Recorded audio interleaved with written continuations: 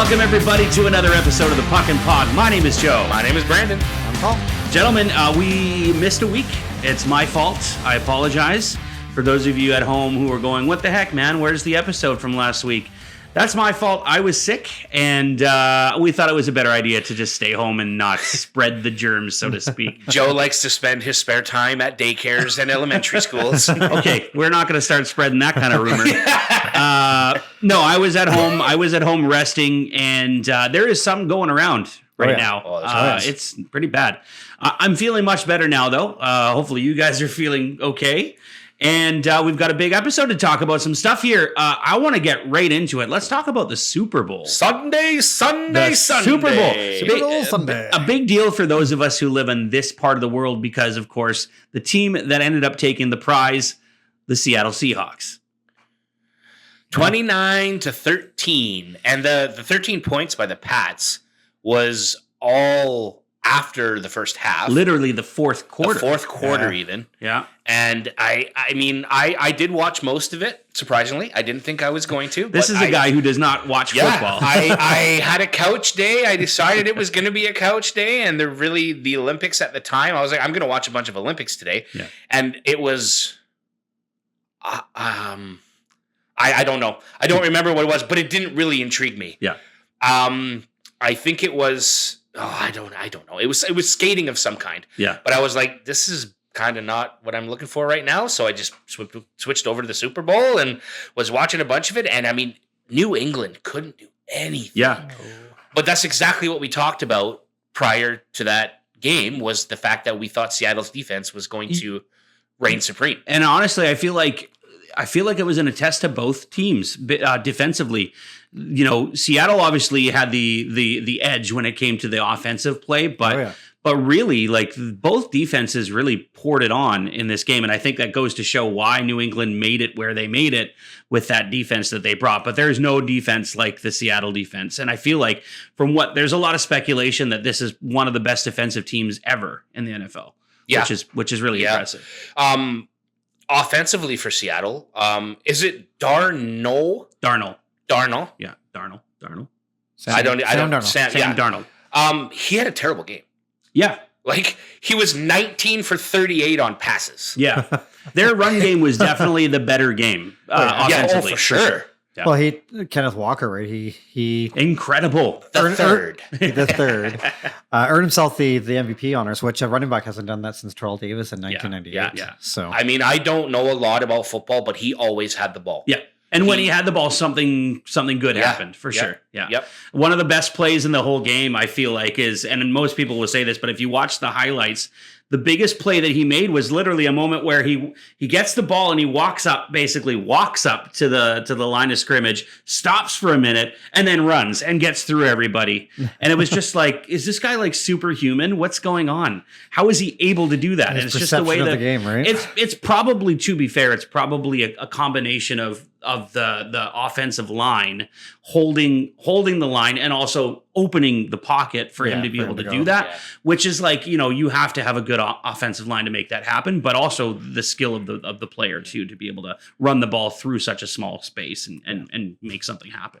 1997, the last time a running back got MVP for Super Bowl. Yeah. 29 years, man. Crazy. Oh, no, 98. It was Terrell Davis. It says 97 here, either way. I got it. Say Terrell Davis. Yeah. Regardless, you got the right player. Maybe it was the 97-98. Yeah. Well, I guess the kicker had a NFL record for kicks. Yeah, he had what? 9? Five field goals. 5, yeah. That's right, 5. I was thinking 9, but yeah, that's a lot. I mean, and that, I think it goes to show that is a huge part of the game. Those field goals can win you the Super Bowl if it comes down to it. They did get a couple of touchdowns in the end, but I was starting to wonder if it was ever going to happen at one point, especially at halftime, where you're just like, this is going to be one of those games where it's just field goals win it all. But they definitely brought it in the end. In the end, if Seattle hadn't scored touchdowns, they still would have won with the kicks. That's right. Yeah, it's saying here that with the 5 field goals in the Super Bowl, Myers is the first kicker in NFL history to end his season with more than 200 points. Isn't that insane? Wow. That's crazy. That's crazy. Nice. What a season for the Seahawks. I think it's another example of a team you didn't expect at the beginning of the season to come in and do what they did. And they not only did what they did to win the Super Bowl, but they dominated in a lot of ways. So it's been a really impressive year for Seattle Seahawks fans. And who knows what next year looks like. But that was a really exciting Super Bowl. What about the halftime show? I mean, there's all this controversy about Kid Rock's halftime show and Bad Bunny's halftime show. Did you guys watch Kid Rock's halftime show at all? Who would? I know. There's a lot of speculation with the Kid Rock halftime show that there's an issue with him lip syncing. Yeah. I saw that he came back with an interview that he wasn't lip syncing, that there was a confusion between him and his DJ who sings at the same time as he does. This is what Kid Rock has said in an interview. Is that because he can't sing or? Probably. But it's kind of funny when you consider the fact the whole purpose of this was to show an American halftime show, which was the quote unquote mentality behind it. It shows a divide, right? That's exactly the ideology that is running through the United States. And I feel like that, when you compare it to what Bad Bunny brought to his halftime show, there was much more unification in what he was trying to do. That's the message he was trying to say. Yeah, exactly. Like, we're stronger together. Right? Yeah, I mean, he, at the very end of it, he was talking about America being South and North America, all the countries combined. We are America, and that's true. Yeah, the mentality, and I mean, we're trying not to get political here, people, but the mentality behind what is happening in the world is us against them rather than us against the world, right? Like us against us. We are one, and I think that's the problem with today's society, but that's the benefit of seeing that Super Bowl show, that halftime show. I know a lot of people were complaining about the fact that it was in Spanish. I personally didn't care. I felt like it was an entertaining halftime show. I enjoyed it. And with singers and performers running around the stage for 20 minutes anyway, you can never understand a word that they say. Exactly. So what does it matter? Yeah. I'm on the side that, like, it's, why are you making a big deal out of something that's not a big deal? They clearly wanted him to perform. Yeah. People like his music. Yeah. I'd never heard any of it before, but it was groovy. Yeah. I sat there and I enjoyed his performance. I do want to say that I don't know if it's been stated for sure or not, but there are a lot of things surrounding his performance that irk me a bit. And the rumor is that if you see his clothing that he was wearing, it was very, very bulky. I see where you're going. Almost like football pads. Mm-hmm. The rumor was that he was wearing a bulletproof vest underneath. Yeah. And his choreography never stopped. From the beginning of his performance till the end of his performance, he never stopped on the stage. Yeah. Because they were worried. And I think you know where I'm going with that. Mm-hmm. On top of that, it sounds like he got about 8 minutes less than anybody else ever gets. Yeah. Because of precautions with, outside factors. Mm-hmm. And it's that alone, like I'm actually kind of jittery talking about it because it's just like I can't believe it's incredibly frustrating. Now my more concern, is it a worry because it's a big stage, or is it a worry because of the person he is and the message that he was potentially trying to deliver? I mean, I'm not gonna. Sorry, Paul. I'm not going to pretend like I know the answer, but I will say it's pretty obvious to those of us who are what I would say on the outside looking in, that it's the latter, right? It's the fact that he's being threatened for trying to send a message, because the people who are threatening are the ones who are trying to send the other message, right? Like, they want you to be scared. They want you to be angry. They want you to be divided. And, the thing that the world needs the most is to be united at the moment. Well, you do have to look at the Charlie Kirk situation, obviously, last year in regards to his assassination. He was a polarizing figure, very popular, obviously, with everyone on the right or left, right. I always think conservative. I think that's right. Conservative is right. Yeah. Yes. So he's obviously very popular with the conservative side of things on the right, and got taken out for his beliefs, right? And it's, you look at a guy like Bad Bunny, he's even more of a polarizing figure, probably because he is, Hollywood music, all of that famous, where he's probably got a bigger fan base of people.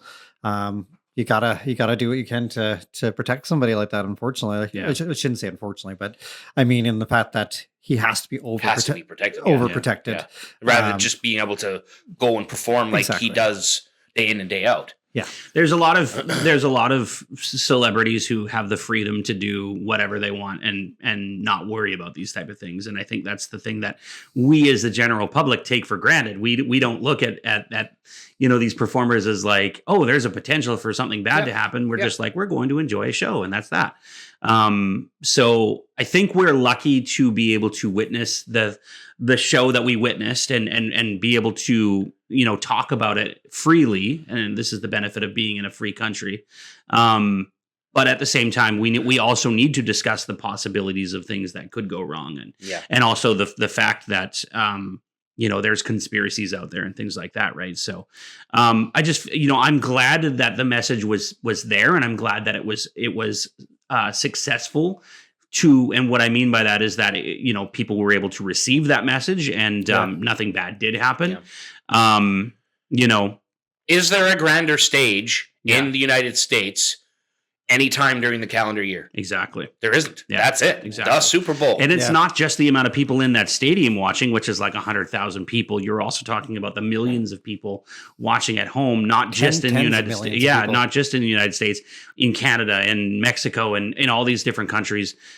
He is from Costa Rica, I believe, or Puerto Rico. Puerto Rico. Yeah. He's from Puerto Rico. So that people from Puerto Rico were watching. So it's definitely what I would consider the grandest stage. And the message was well received, I hope. I say I hope because you just never know. But the amount of stuff going on in the world today, it's really hard to judge and to tell. I think, the being able to do that on that stage is going to help a lot of people and make people feel a little bit better about the bad stuff happening in the world too. I mean, Green Day tried to send a bit of a controversial message before the game even started as well. That's typically what they're known for. Yeah. You ever have Green Day on your, as a performer on your, stage, whatever it might be, they often are trying to, stick it to the man, so to speak. Yeah. It's kind of what they're known for. And I mean, Billy Joel has literally warned people, well, this is what I'm going to say. If you don't like it, you better, be ready to mute me. Don't turn in. Yeah, exactly. Right. But I thought in all, like the entire event, I mean, minus take away the fact that I'm a Seattle Seahawks fan. The whole event, all in all, I think was pretty successful, minus the loss for the Patriots. So there's two quick points I want to make on that. The first is that New England is now the only team in NFL history to lose 6 Super Bowls. They've won a bunch too. So, and the other thing that I thought was kind of cool is that Seattle's QB Sam Darnold, Darnold, however you say it. Think like Arnold, but Darnold, yeah. He won the Super Bowl in the same place that he spent a few years in San Fran. In San Francisco. He's also the only quarterback to win a Super Bowl after playing for 5 different teams. Isn't that cool? Yeah. Oh. Imagine that. Hey, like you're thinking, am I ever going to get a chance? And you finally get to a team and it happens for you. It's like, that's got to be a really good feeling. There was an article that one of the reporters said that they smoked so many cigars in the 49ers dressing room after the win that the Niners are going to be airing that out for years. I believe it. That's hilarious. And the Niners are my dad's favorite team. And your dad's, my dad's too. That's right. Yeah. My dad, I asked my dad, I said, hey, did you watch the Super Bowl? He's like, no. He just doesn't care. It's not that he's a football fan, it's that he's a Niners fan. Yeah. My mom, ironically, cheers for a couple of teams in the NFL. She cheers for the Saints and the Patriots. I was going to say, whoever is your dad's rival, that's who she probably cheers for. He hates every team she cheers for. Yeah. And that's probably why she cheers for them. But no, she was a big Tom Brady fan. And so I think she cheered for Tampa Bay as well when he went there. But yeah, pretty funny stuff, and it was a good game all along. And congratulations to the Seahawks and their fans. I know the parade was something to behold, from what I understand. Like 11 million people there, or something like that. Pretty crazy. Yeah. Pretty crazy stuff. So, I can only dream that my NHL team will get to have a parade one day. We dream that too. To be fair, I was going to say, none of us have ever seen a Stanley Cup parade in our team's city in our lifetime. It's talk about, the parade down Yonge Street in Toronto. Well, that street's not going to be called Yonge Street by the time they win the Stanley Old Cup. Street. Probably some woke name in the future. That's right, yeah. Ye Old Street. So yeah, we talk a lot about all the crazy stuff that's happening in this planet. Let's talk a little bit about what's shocking and appalling you, my friend. Well, exactly. Yeah, right. Some of the really shocking and unfortunate things to happen. I can talk about this, that there was a school shooting, obviously in Canada here, in Tumbler Ridge, which is a city that's mid province in BC, that's right near the border of Alberta and BC. Pretty shocking, just for the fact that obviously you haven't really regularly seen something like that in Canada that often. Like the States, it is something that it does happen, but you have to look at the population differences and stuff like that too.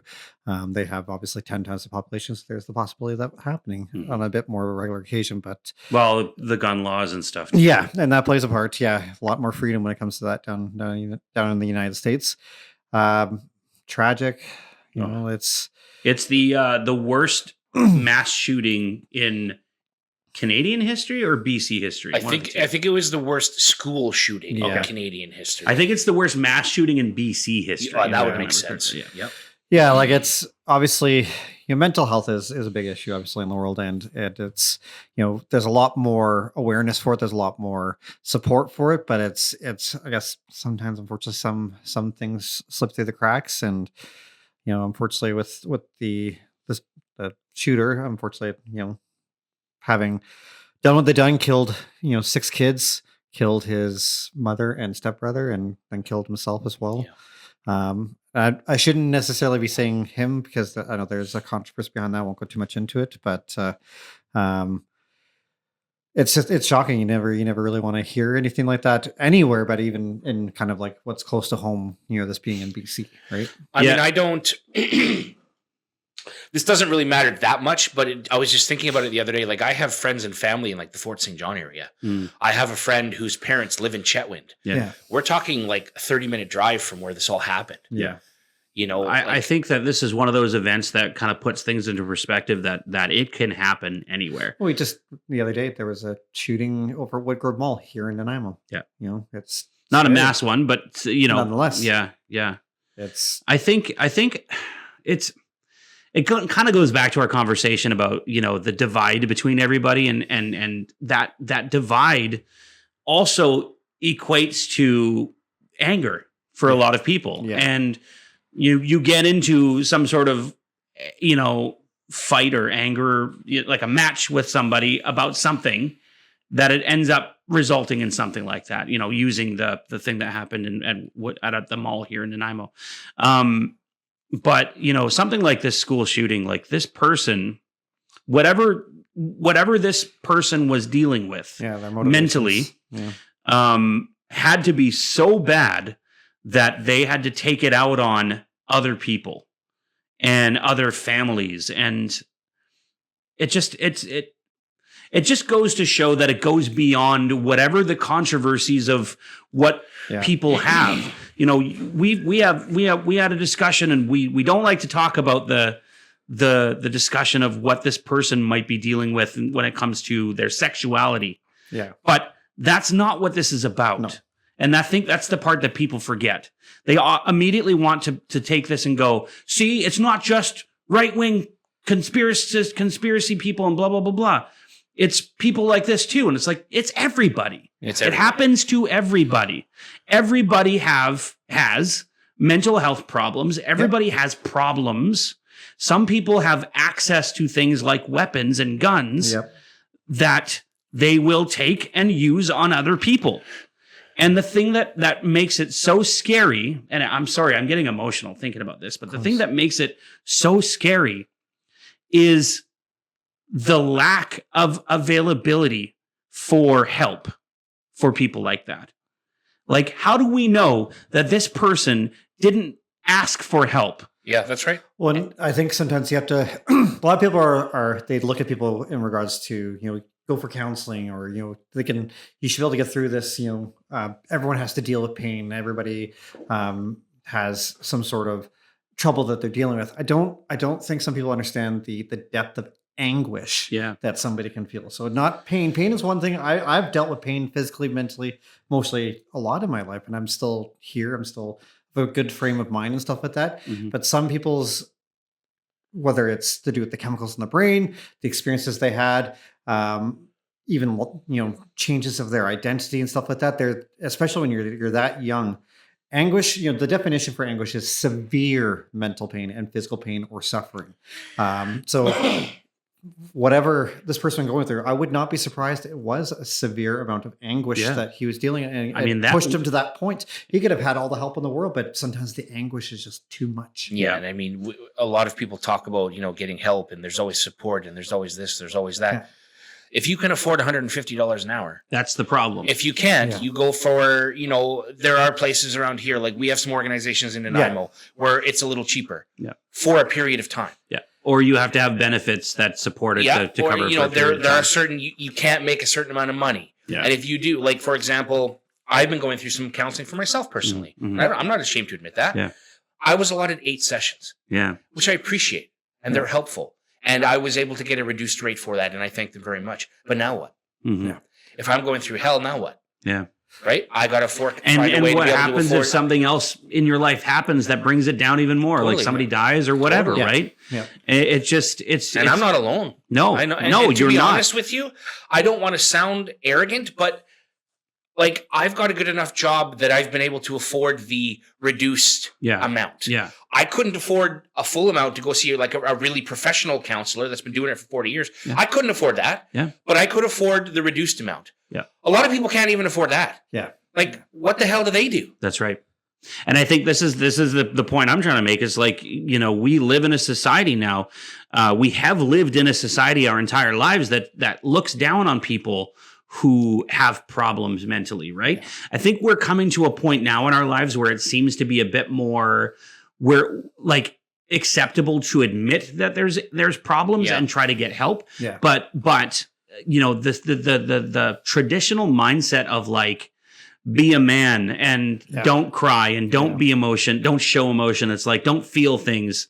I feel like that is the problem with the world. Came from a generation that grew up with the ability to have one income, food costs low, rent low, mortgages and you think low. About like, you think about like our ancestors who grew up on farms, and like all they did was basically feed themselves with their own farm, right? You've got land, you can do whatever you want with it. So like the problems that you had in the world were so little compared to like the things that we have now, right? And the biggest one obviously being the cost of living. Mm-hmm. Yeah. And particularly focused on where we're at. Yeah. Now we can't put ourselves in the shoes of the person that did this tragic thing. And again, we're not minimizing the fact there's no justification that they did that. There's no justification. Like, regardless of mental health, there's no justification to take the life of anybody. Yeah. Murder is murder. Yes, that's just how it is. You look at the school shootings in the United States, and guys, I apologize. This is a sports podcast, but this is a really hot topic, and it's really important to talk about these things. You look at the school shootings in the United States, and most of the time it's caused by people with depression and mental health and people who were bullied, and, they have a lot of problems and stuff. I think about the message I try to tell my kids every day. We don't bully people because we're not that type. We're not that family. We're not those people. We don't think of ourselves as better than anyone. And I think that's the biggest key that we as a society need to take. Nobody is better than anybody. No. I don't care if you're color, man. I don't care if you're Donald Trump or if you're freaking, I don't know, King Charles. Like, we all bleed the same color, like you said. Yep. We are all human beings. And everybody deserves to be happy. Well, I think what's probably even most tragic about this, and usually, unfortunately, with most school shootings, is these were kids, like young, like 3 of the girls were 12. There's 2 boys who were 12. There was a 13-year-old that, they had their whole lives ahead of them, and it's cut short. And it's gone. You know? Yeah. There's a 12-year-old, I believe, on life support at the moment Yeah. who is expected to not make it from what I've read. And I don't know if this is fact. So please, I apologize if I'm wrong about this, but it sounds like that there's another victim who could end up losing their life over this, which is really, really, I mean, obviously it's tragic already, but it's more tragic in this sense. So, and it just seems to me, and I think of this on a kind of spiritual wavelength, but it seems to me that it's kind of all happening at once. We've got this school shooting. We're losing people who are part of our lives, celebrity wise and things like that over the past little while as well. So it just feels like all of this stuff is happening. So it's a lot of weight to put on our shoulders, right? Yeah, obviously you mentioned celebrity, not that you have to segue too much, but there has been some significant celebrities that we've probably watched our whole lives that have recently passed away. Dawson from Dawson's Creek, James Vanderbeek just passed away yesterday. Yeah, he's been fighting cancer for a few years now, right? Colorectal cancer. Yeah, and that had to have been painful for him. I watched a bit of his last message, and man, he looked ill. Yeah. Not Skinny. that you'd expect him not to be, but skinny and yeah. It just shows you. And he was what, mid 40s? 45, 48 when he passed. 48. Yeah, that's right. Somebody else passed recently that was in their 40s. Was like 40. Oh, yeah, the lead singer of Three Doors Down. Yeah, Brad Arnold. Yeah, That's right. Yeah. that was literally. Sorry, did you have him on your? I didn't, but that's good that you mentioned it. Yeah, I just remembered that. I was like, oh yeah, like somebody else who was really young just passed away recently. Yeah, it's He had cancer as well, and it was sort of, as far as I understand it, leukemia. Yeah. something like that. Apparently, it was well known, but I didn't. I had no idea. Yeah. When I found that out. So I didn't know that either. yeah. Yeah, like obviously, again, it's not necessarily we want to stay on the topic of death, but again, these are people that, again, looking at the Temple Ridge, people knew people there. Celebrities, we tend to kind of not necessarily know them personally, but again, they've had an influence in our lives if we're watching movies. So we feel like documentaries. So we have some sort of connection with these people. And That's right. I remember watching Dawson's Creek when I was in high school. Again, I wasn't always a huge fan of it, but I liked Joshua Jackson. I thought he was a good actor. I had a big crush on Katie Holmes, fellow Canadian Joshua Jackson. Exactly. I liked Michelle. What's the other one's name? She was married to Heath Ledger. Yeah. Michelle. Anyways, I had a crush on her more than I did Michelle Katie Williams. Holmes. Yeah, Michelle Williams. I had a crush on her more than I did Katie Holmes. But anyway, I digress. It's unfortunate when you feel like you grow up with watching somebody on TV or in a movie or anything, you feel like they're a part of your life. So if you feel like you're losing a part of yourself in a lot of ways. I honestly, when Matthew Perry passed away, Chandler was such a huge influence on my personality. I actually teared up when I cried. I full out cried when Robin Williams passed away. Yeah. Yep. To this day, I still get sad thinking about it. The fact that he's not with us anymore. This guy was so influential in making me laugh. And in so many ways, in kids' ways, in adult ways, his humor was all over the map, right? Yeah. Kind of like Bob Saget that way. Well, and then you talk about, again, not to bring up the whole depression thing, but when you talk about the depression thing and how it affects people and you don't know that it affects them, that's a perfect example, right? We also recently lost Catherine O'Hara, which another important part of our lives and somebody who makes us laugh. And we think about memories of Catherine O'Hara. She was the mom in Home Alone. Home Alone, that's right. Right? I loved her on SCTV. Yeah, I was going to say, I watched her on SCTV. That's much before your time, buddy. But, she was a huge influence on me. And people started rifling off like a whole bunch of stuff they've seen her in, and she was an icon. And I'm like, I didn't even know she was Canadian. Yes. I'm ignorant to that fact. I knew her from Home Alone, and that's it. Yeah. I'd have never seen Schitt's Creek, although I've heard it's great. The fact that she was still working pretty much up until the end is pretty incredible. Yeah. Beetlejuice was a really well. Oh, that's right too. Beetlejuice. Yeah, of course. Yeah, I forgot about that one. She had a small role, but she was in The Last of Us.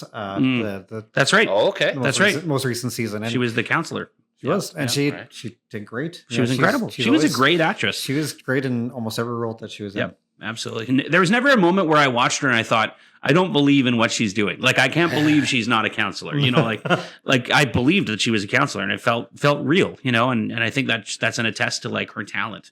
And you know, it was sad to announce that, to hear that announcement, I should say. That's it for people we've lost, right? Yeah. Okay. Actually, there is one I'd like to mention. I know we were talking about all the people influential in our lives. This is somebody who's very influential in my life and other Canuck fans' lives, and of course that's right. Jim Robson, the former play-by-play announcer for the Vancouver Canucks.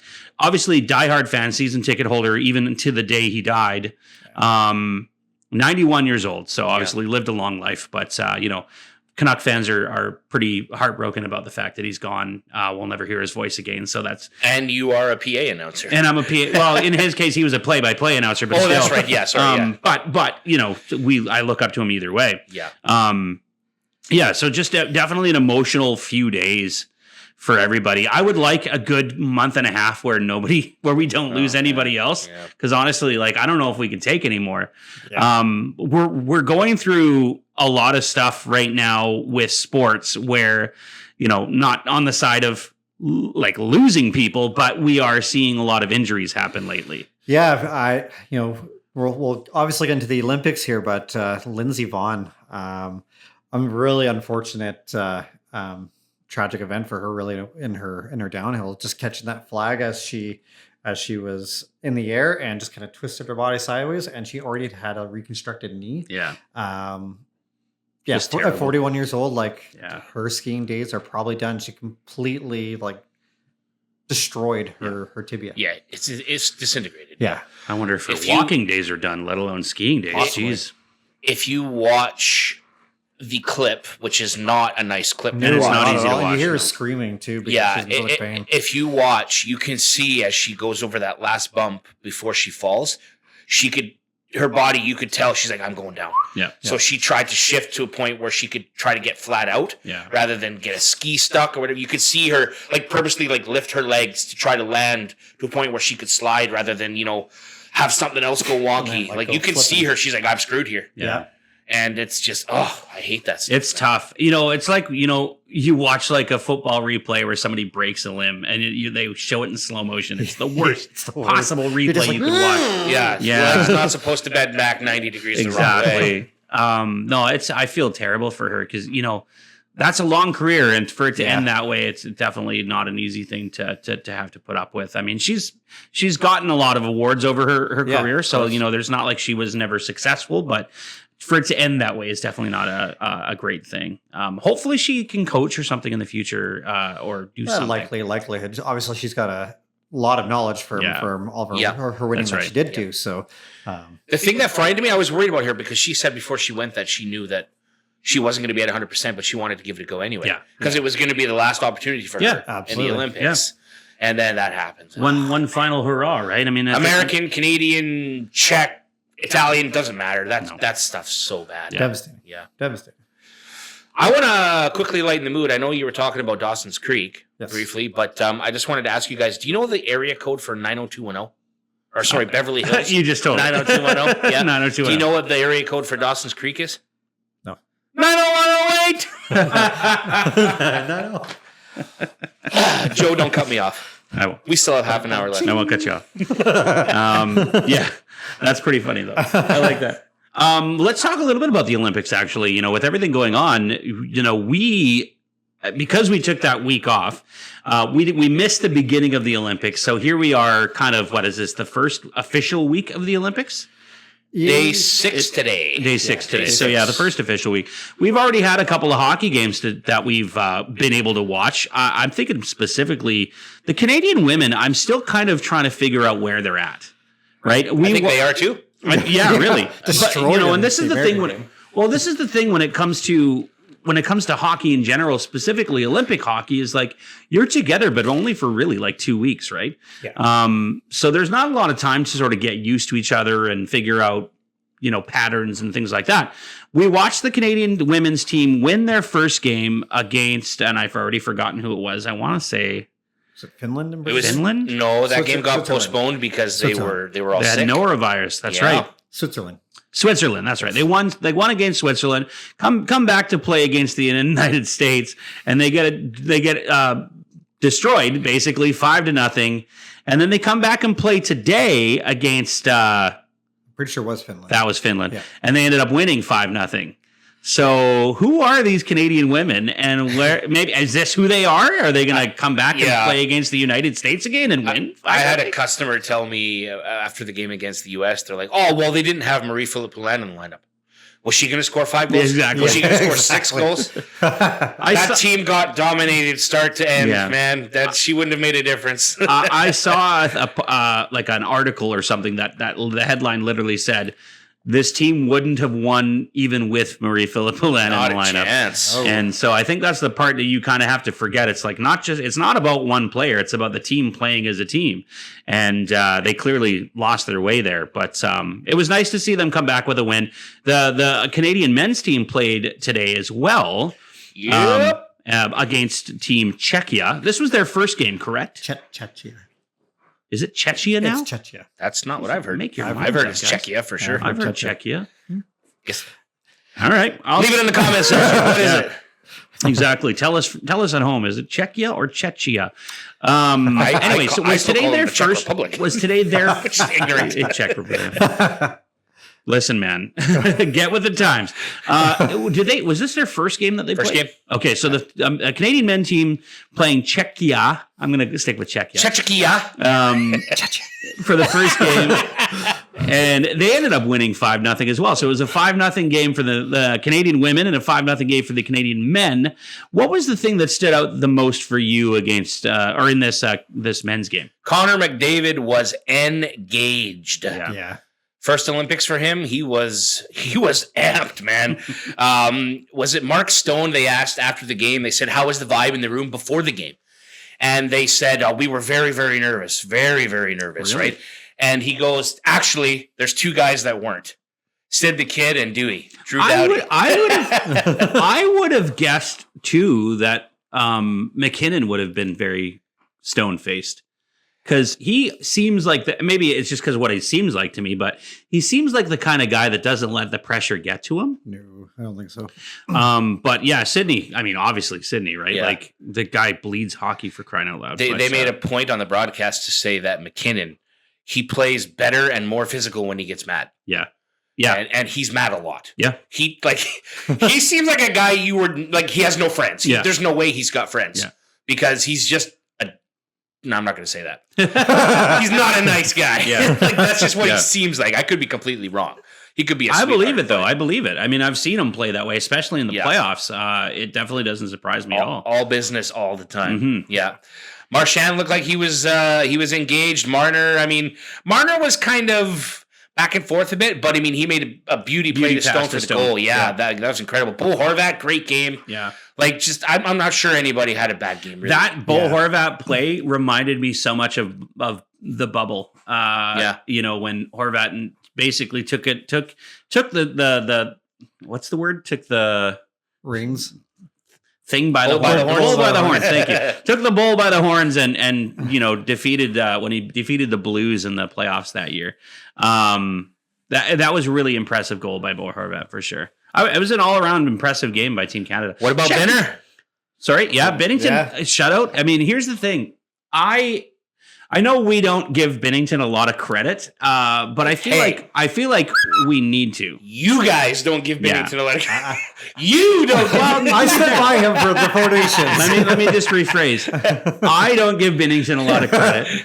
But I think the other part of it is, we need to consider what he plays behind in St. Louis versus what he's playing behind in Canada. Of course. I'm very impressed with the way he played today, and I'm very impressed with the way the entire team played today. Honestly, with the decor, either Americans or the Canadians, you could put James Reimer in it, you might still be just as good as Binnington. So yeah.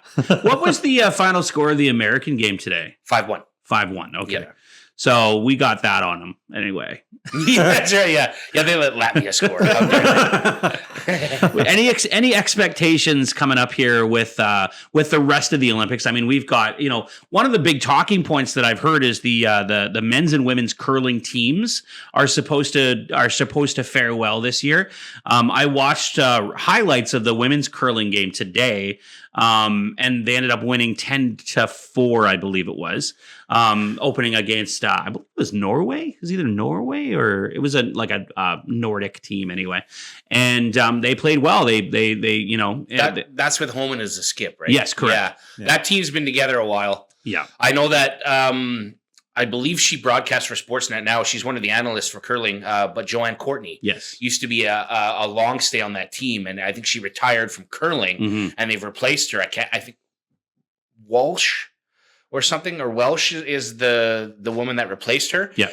But I mean, the other ladies on that team, Emma Miskew comes to mind for me because her and Rachel have been on the same team for over a decade. Yeah. And they are just lights out. So they're even bad, they're good. Yeah, they're expected to get to the podium. Yeah. There's no guarantees, obviously. You can never guarantee anything, but they're expected to get to the podium. The men's team, from what I understand, are also supposed to get to the podium this year. So there's that expectation. Do you have another area of expectation in the Olympics that you're expecting a podium visit by Canada? Well, they've already done quite a bit in terms of speed skating, so I'm still expecting more medals for speed skating. Like the mixed team, they got silver just recently. I believe that was 2 days ago, might have been a day ago. I expect any more of the speed skating events that we have our skaters in. To be honest, that's always been kind of Canada's strength. The Dutch have always been really strong in regards to speed skating too. So that's always kind of one, I guess, rival you have to worry about. Same with Korea's become really. I was going to really say some of the Asian countries too, like China, Korea, they tend to be very fast on their feet. I think I was watching women's speed skating, and they were just zooming out there. It was pretty crazy. Yeah. I'd love to see that live and just see actually what it looks like, how fast they're actually going. Funny enough, when I was much younger, I had considered trying to get into speed skating myself because I could skate really fast whenever I play ice hockey and stuff like that. My parents were like, well, maybe we'll try to get you into that. In the end, it was a dream that never happened. But nonetheless, I have tried speed skating. Those skates are very hard to skate on. They are. No, they're so long too. Yeah. Right? That's part of the problem with them. I think one other expectation I'm kind of seeing, I'm looking at the medal counts, and Italy, obviously the host, is leading that. I'm hoping awesome. that they keep leading it. Yeah, me too. I'd love to see them come away with it. 17 medals they've got right now. Pretty impressive. Yeah. Canada has 6 or something. Canada has 7. Yeah. 3 silver, 4 bronze. Still, no gold yet. No, nothing in the gold mark. But I mean, we were late bloomers in 2010 as well on home soil. Do you remember the name of the person who got the first gold? He's French. Yeah. I know it was in moguls. I know his name. I can tell you. Don't look it up, Paul. I know you're trying to cheat. No. What's his first name? Alexander. Yeah. It start with a B, his last name? Yeah. Alexander Bilodeau. Bilodeau. Right. Yeah. He got the first he won the first gold medal on Canadian soil. I watched that event actually when he won gold. Me too. I remember watching that. Yeah. Yeah, I watched pretty much everything that year. It was so cool to have the Olympics in Vancouver. Did you get a chance to go to Vancouver and experience it all? No. Not go to an event, but just experience. Oh man, not at all. It was like a party every night in the middle of the street. People were, We made sure we went and walked through the Olympic Village when we went to Whistler, which was pretty cool to see. I mean, there was no snow there, but the rings are still there, from what I understand. They are. Yeah, we took photos. Yeah, actually, we took. It was neat. We took Jackson, put him right in the center of the rings, and took a photo of him. Yeah, that's cool. Jackson's my dog. In case anybody doesn't. Yeah, I was gonna say, and of course, the for those of you who don't know too, the Olympic cauldron is still in Vancouver, of course. Yeah. They light it every time there's an Olympics as well, so it's lit right now. Cool. Which is awesome. I hope other cities do the same thing. It would be kind of cool to kind of have all of the cauldrons of the world lit for the Olympics. Well, right? Kind of another sign of unity. Exactly. Yeah, exactly. That would be cool. So, go ahead. Sorry, I was going to say the amount of work that they put into obviously their length and core strength. I remember watching years ago Katrina LeMay-Doan. She was one of Canada's best speed skaters ever. her legs were literally the size of my body. Each leg was the size of my body. Yeah. Like how much muscle she had to do that. No wonder she was the best in the world for many years there at that point. It's you'd have crazy to be, for sure. how much work they put into that. So there's obviously lots more of Olympic talk to be had. Yes. And we still have another week after this, so we'll probably get more into it next week as well, coming to the close of the Olympics at that point when we record again. But gentlemen, we got a little bit of time left, so let's talk some Raptors basketball. What's going on with those Raptors?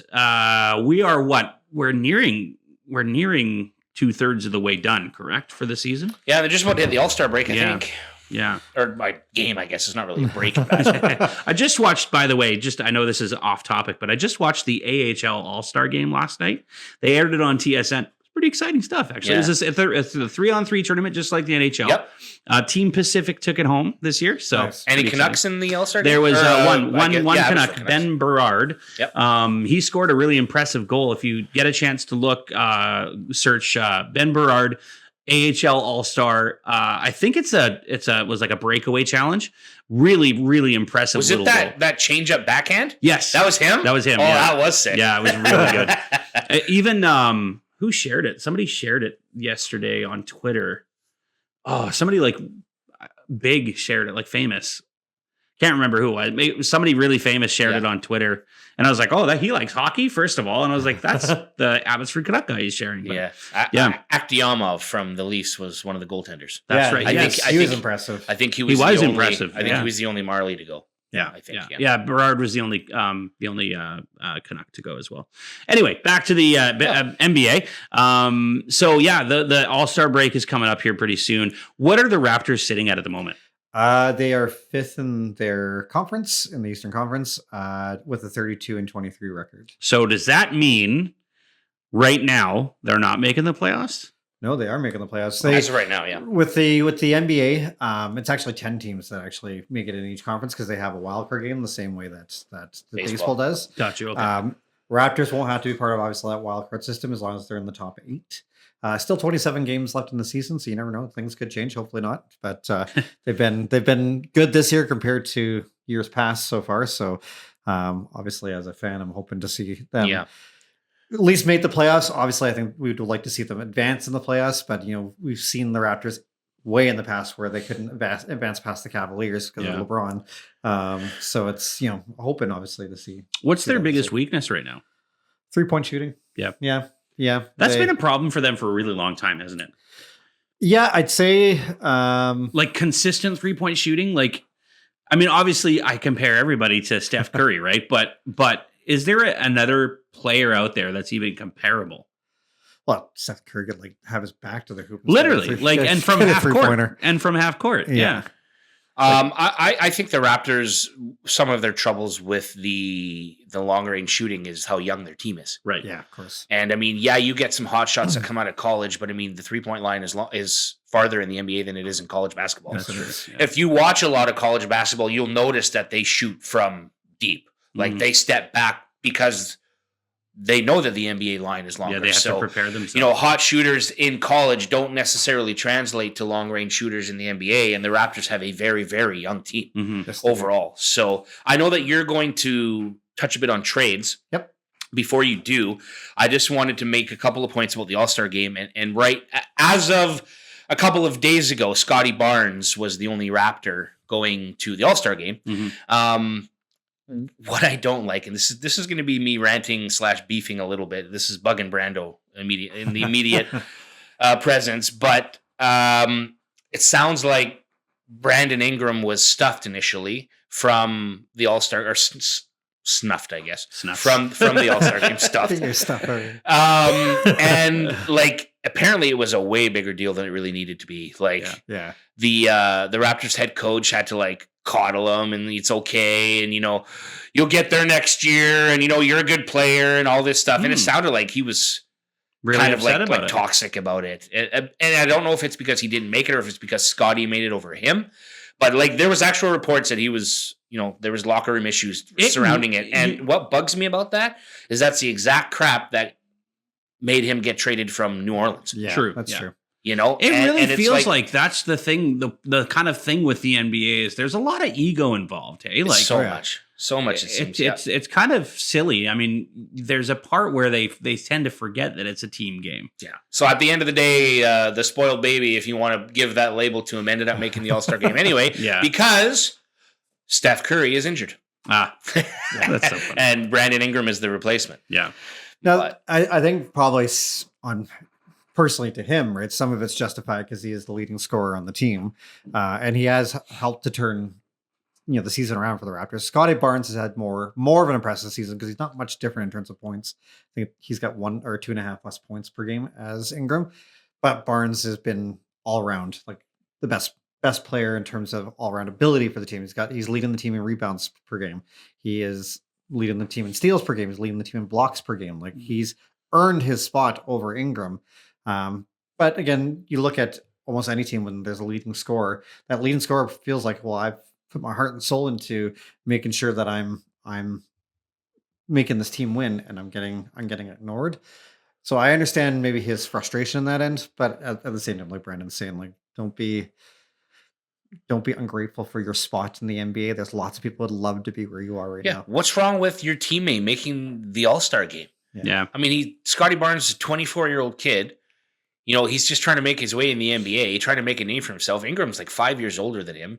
Been to the All-Star game before. Yeah. Like, support your teammate, man. Yeah, I don't know. I get it. I could be completely wrong, and maybe it's not like that, but that's what the perception of the situation is. Yeah. And I just don't like that. Yeah, for sure. Me neither. I agree. It's been nice to see Jakob Poeltl come back in the last game, already making a significant difference. Colin Murray-Boyles has played great, and in his spot, that's the rookie that they drafted. And he just got injured. Yeah, he did. That's right. And they did make some moves. The Raptors did acquire a guy named Trace Jackson Davis. That was just to help kind of give a little bit more stability to the bigs, the power forwards and centers. So he had a great first game from what I saw. He's really strong on the interior. He can not a guy that's gonna move the needle too much, but again, energy guy enough and can help, give you a little more strength down the middle kind of thing, right? Yeah. So cool. The other one, they did acquire Chris Paul. For a cup of tea? Yeah. It's got a good name, I have to admit that because he's got my name. But is surprising for them to make that move, but I guess it was to clear out cap room. They gave up Ochai Agbaji to get Chris Paul, and I guess they're buying him out here pretty soon. So Chris Paul. They're going to buy out Chris Paul. Yeah. Okay. That was the thing. What is the advantage for the Raptors to even do that? So in the NBA, there's a luxury tax, right? I think similar to the MLB, not exactly the same. And the Raptors were over it. So whenever you're over the luxury tax, you pay double whatever you're over the tax. So if they're, say, 10 million over the tax, they're actually paying 20 million in terms of taxes back to the league. Right. So if they can get themselves under the luxury tax, then they're not paying all that extra to the league. Oh, okay. That seems dumb to me. I just what a silly thing. But anyway, it's meant to try and make teams more competitive, so that you don't have the Lakers signing. Yeah, just buying everybody 15 All-Stars and LA Dodgers of the NBA. Yeah. Which I don't agree with that either. Like the LA Dodgers thing, but that's a whole other story. Yeah, that's true. Anyway, what else you got on the Raptors? Probably the I guess the big one. Ooh. Oh, go ahead. I have 1 point. Something still to be concerned in Raptorland is even though they're at a 32-23 record, they are 4-13 against top 10 NBA teams. Ugh. Yeah, I think where did I think I watched the end of a game and they'd said that and I was like, geez, that's not good. That's not so good at I mean, all. they can beat up the teams that are and also they're not better make the playoffs, but right, and they're also better away from home than they are at home too, right? Yeah. So yeah, that's too bad. That's unfortunate. One of the cool things I was going to point to is that the All-Star game, they have a World versus North America set up this year, and the Raptors head coach is coaching the World team. Cool. I thought that was really cool. He could say, "I'm coaching the world." I'm coaching the world. I'll admit, I do like watching the skills competition in the All-Star game. But it's probably the most fun skills competition out of any sport. Yeah. just because I don't know. It's entertaining. The hockey one is kind of like whatever. Baseball, you're just hitting home runs. I mean, what else you got really? Sorry, it's not North America. It's the U.S. versus the world. Of course it is. Yeah. Why wouldn't it be? Of course it is. The U.S. versus Get me fired up near the end of our podcast. Yeah, really. Way to go. So we've got about 4 minutes left. Okay. Anything you'd like to add before we wrap it up? I just want to, we did talk about what movies we were anticipating for 2026. Oh yeah, movies. Real briefly. We have not yet done movies this season. So no, we haven't. I mean, this is going to be brief, but a couple that I'm looking forward to are Street Fighter. I want to check it out. It's going to be bad, but I want to check it out for sure. Although what I find interesting is Mortal Kombat's coming out as well, but I don't care about that. I just want to see. I care about that. One. I love Mortal Kombat. Actually, yeah. Jumanji 3. Okay. There isn't even a plot about it yet, but they have started filming. Next level is it coming out in 2026 though? Or? It is. Yep, late. And the big one for me, and I'm going to leave a couple to you guys because I know you're going to say them. I'll stay away from them. But the big one for me is Michael, which is the Michael Jackson biopic. Yeah, right. It's his nephew playing. His nephew's playing it. And That's first time acting too. I thought I heard somewhere. I don't want to create controversy, but I thought I heard somewhere that somebody was mad at him for playing the role. Somebody in the family was mad at him for playing the role. Their family has 14 kids. Yes. Paul, what about you? What movies are you excited for? Obviously, being a huge Marvel fan, Avengers Doomsday comes out at the end of the year. I had no idea. December 18th. You would never have thought that. Literally everyone's in it. Even people who are already dead. Yep. Cool. Yeah, they've had obviously a lot of promos already released for it. And, it's every Avengers film that's come out has been good. So I'm excited the fact that the Russos are back to do the directing for this. They did so good with Endgame. So we'll see how it goes. But having the stellar cast that they have, I think they have like 20 big name actors that are going to be in this film. So it's, literally everybody, like I said. The budget's good. Yeah, really. I'm a huge Christopher Nolan fan. The Odyssey comes out during the summer. I would have been shocked and appalled if you had not brought that up. Obviously, the story about Odysseus, in my opinion, is probably one of my favorite stories in Greek mythology. So I'm really excited, obviously, with Christopher Nolan taking it over. And Matt Damon's kind of maybe not been as popular in films in the last couple of years, but he's got the lead in this one. So I'm really, really excited to see him in that. I'm sure it'll be good. And then I'm not necessarily the biggest fan of the director of this film, but I really liked the first one. The second part, maybe not so much, was Dune. Oh, yeah. Yep. I do like Villeneuve. Denis Villeneuve. I think he's a Canadian director. I believe he is, yeah. He does do some films they're interesting to watch. He did the Blade Runner 2049, and not necessarily as good as the original Blade Runner, but even Ryan Gosling was very convincing in his role. And seeing Harrison Ford come back in that, he did a decent job with it. Totally. And you can see his directing style in Dune, where it's intense, but it's paced kind of thing. It's not everything all at once. You you see some major things happen, but then you kind of have a little bit more story development happening, or whether it's the characters, whether it's events that are leading to a bigger event kind of thing in the movie. And so, Dune Part 3, like I said, it's coming out also end of this year. I am really excited about that one. Nice. I have a few that I'm going to quickly name because we've only got a couple minutes left. The one that I'm probably looking forward to the most is the new Supergirl movie. I think I'm looking forward to that one. Comes out, I think, in June or something like that. Lily Alcott. The Masters of the Universe comes out, which is actually kind of exciting. There's a one coming out in March called Project Hail Mary, which the one with Ryan Gosling. Just saw a preview for that at the flick I saw Tuesday. It looks good. Looks good, right? And then there's a Mandalorian Grogu movie coming out as well, which I'm gonna look forward to that and see what happens in that one. So those are the ones that I'm looking forward to. There's probably ones I don't even know about that are going to come out, and I'll see the trailer and it'll be like coming out next week, and I'm like, I gotta see that. Those are usually the ones that go straight to like Netflix or whatever, but I'm still, I love checking those ones out too. So lots and lots of movies to watch for.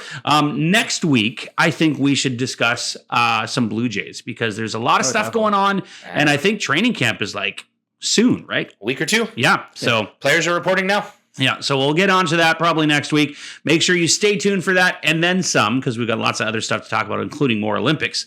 Make sure you check us out and come back and watch the Puckn Pod. Once again, for the Puckn Pod, my name is Joe. My name is Brandon. And I'm Paul. We'll see you guys again.